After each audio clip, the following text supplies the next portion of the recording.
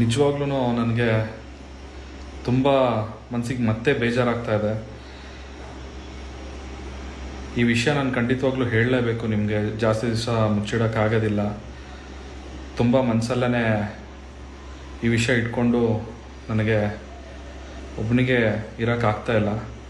So ಹಾಗಾಗಿ ನಿಮ್ಮ ಜೊತೆ ಶೇರ್ ಮಾಡಿಕೊಂಡ್ರೆ ನೀವು ನನಗೆ ಸಪೋರ್ಟ್ ಮಾಡ್ತೀರೋ ಅನ್ನೋ ಒಂದು ಭರವಸೆಯಲ್ಲಿ ಇವತ್ತು ಈ ವಿಡಿಯೋನ ಮಾಡ್ತಾಯಿದ್ದೀನಿ ಲೈವ್ ಬಂದು. ನನಗೂ ಏನು ಮಾಡಬೇಕಂತ ಗೊತ್ತಾಗ್ತಾ ಇಲ್ಲ. ಇಷ್ಟು ವರ್ಷ ನನಗೆ ಸಪೋರ್ಟ್ ಮಾಡ್ಕೊಂಡು ಬಂದಿದ್ರಿ. ಈಗಲೂ ನನಗೆ ನಿಮ್ಮ ಸಪೋರ್ಟ್ ತುಂಬ ತುಂಬ ಇಂಪಾರ್ಟೆಂಟ್ ಇದೆ. ನೀವು ನನ್ನ ಕೈ ಬಿಡಲ್ಲ ಅನ್ನೋ ಒಂದು ಭರವಸೆಯಿಂದ ಇವಾಗ ಈ ವಿಷಯ ನಾನು ಮುಂದೆ ಹೇಳ್ತಾ ಇದ್ದೀನಿ.